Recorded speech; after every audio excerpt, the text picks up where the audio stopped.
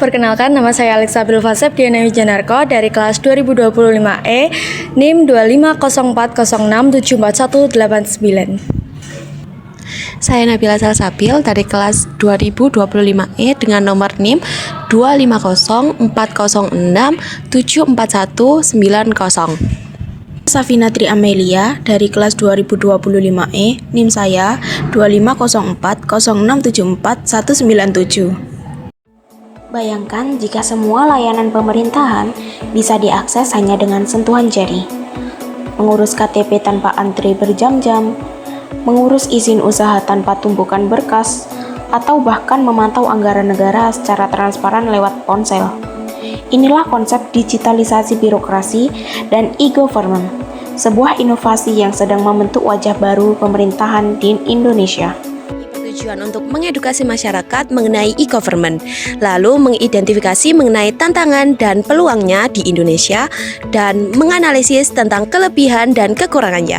Tidak hanya itu, kita juga akan melihat relevansinya terhadap kondisi sosial dan teknologi digital yang ada di Indonesia, lalu memberikan rekomendasi yang sesuai dengan birokrasi digital agar tetap relevan dengan kondisi saat ini di Indonesia.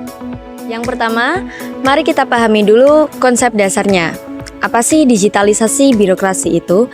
Digitalisasi birokrasi adalah transformasi digital yang memanfaatkan teknologi informasi untuk meningkatkan efektivitas dan juga efisiensi dalam pelayanan publik.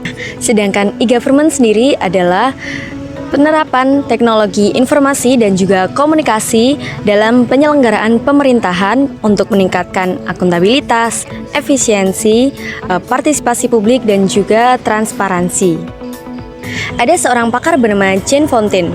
Beliau menekankan bahwa keberhasilan sebuah e-government bukan hanya bergantung kepada teknologi saja, tetapi juga pada interoperabilitas sistem dan juga kolaborasi lintas sektor.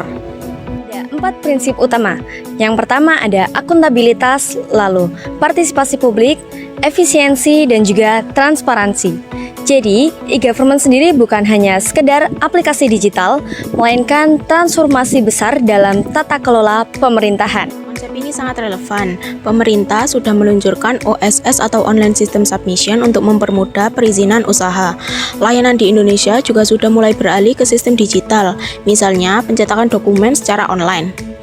Pandemi COVID-19 semakin mempercepat transformasi digital ini. Masyarakat dipaksa untuk beradaptasi dengan layanan online, mulai dari kesehatan, pendidikan, hingga administrasi pemerintahan.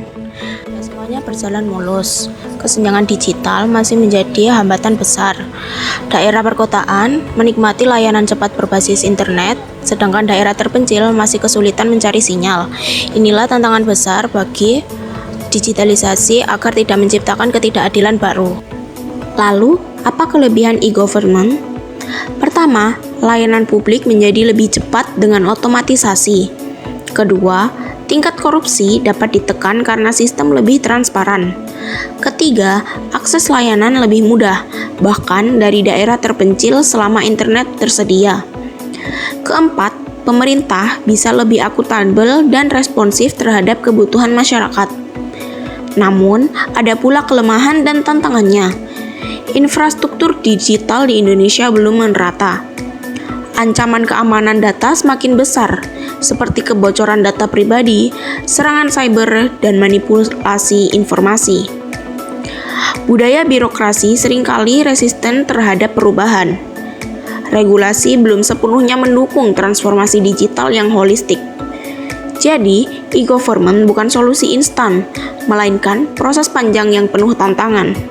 Semua penjelasan yang sudah kita sampaikan dapat kita simpulkan bahwa digitalisasi birokrasi melalui e-government adalah suatu langkah strategis dalam menuju pelayanan publik yang jauh lebih baik.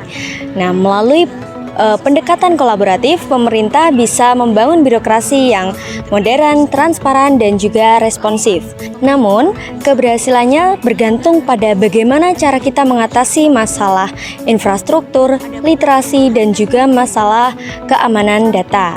Sinergi antara pemerintah, masyarakat, dan juga sektor swasta menjadi kunci utama agar e-government tidak hanya menjadi jargon saja, tetapi benar-benar dirasakan manfaatnya oleh seluruh masyarakat Indonesia. Lalu apa saja cara penanganan untuk kedepannya? Yang pertama adalah penguatan sistem digital pada daerah-daerah yang terpencil. Yang kedua adalah pelatihan terhadap sumber daya manusia aparatur negara. Yang ketiga adalah standarisasi dan integrasi sistem. Yang keempat adalah kolaborasi dengan sektor swasta maupun startup. Yang kelima adalah perlindungan data pribadi. Yang keenam adalah melakukan evaluasi dan monitoring secara berkala. Dengan langkah-langkah tersebut, Indonesia dapat membangun sistem birokrasi digital yang berkelanjutan dan inovatif. Digitalisasi birokrasi bukan sekedar tren, melainkan kebutuhan zaman. Dengan komitmen dan kerjasama semua pihak, Indonesia bisa bergerak menuju pemerintahan yang lebih transparan, efisien, dan berpihak kepada rakyat. Saatnya kita bersama-sama mendukung transformasi menuju Indonesia digital.